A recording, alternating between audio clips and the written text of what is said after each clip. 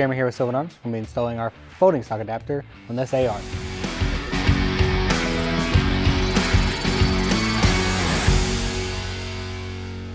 First thing we're going to do is make sure that the weapon is clear and unsafe and send the bolt forward. Once we're forward, we're going to remove the upper from the lower.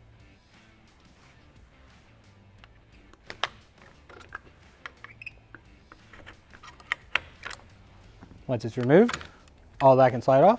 You can set it to the side. Now we're going to have to remove our castle nut and tube block using a standard armorer's wrench or a castle nut wrench.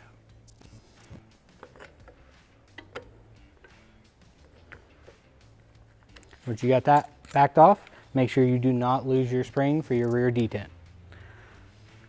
So we're going to press down on our buffer retaining pin and remove the buffer and spring.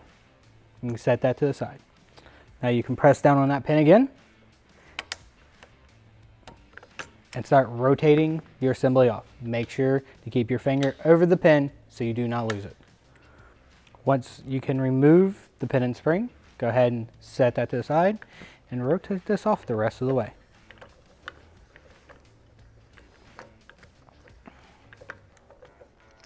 Now you can set your stock and buffer tube assembly to the side. Grab your in the package AR folding stock adapter and pull out the folder. Alright guys, so now you have your folder. Go ahead and just start throwing it on as you would a standard buffer tube.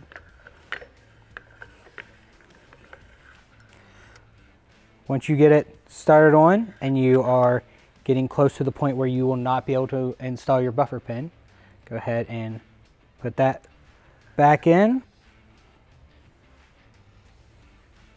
Once you guys have that in by hand, you need to depress it all the way down to make sure it slides into the hole on the folder. Now that the pin's locked into the hole, you can slide your tube block forward against that spring, making sure it is still there for your rear detent. Now that the buffer retaining pin is locked into that hole, you want to slide your tube block forward, making sure the spring is still in there for your rear takedown pin, and start bringing your castle nut forward against. Once you have it as far as you can by hand, go ahead and torque that down to approximately 40 foot-pounds. Once you have that good and tight, you can close the adapter and get your stock. Same process of installing the stock onto the AR-15, you're just installing it to the folder.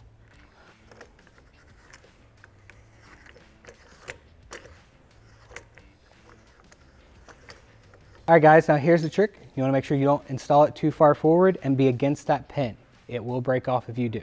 Once you're there, you can close the folder, make sure your tube block's all the way forward, and bring your castle nut forward against it. Once you have it hand tight, you can torque it down to approximately 40 foot-pounds. Alright, now that that's done, we can install the buffer assembly.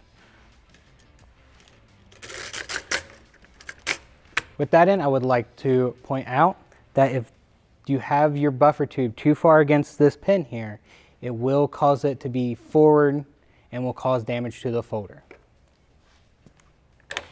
Now with that done, we can put on the upper.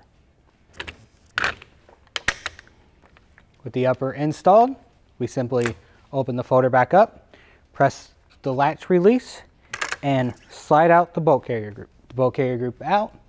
Depending on your AR setup, you will use our standard bolt extension. It goes right in, held in with 2 O-rings, and you can slide that forward and you're ready to go. Okay guys, so this AR was already ready for our standard bolt extension. Some 9mm ARs come with this lipstick weight. You will have to remove that. It is held in by a roll pin. You also can have them with a standard weight. Yet again, has to be removed.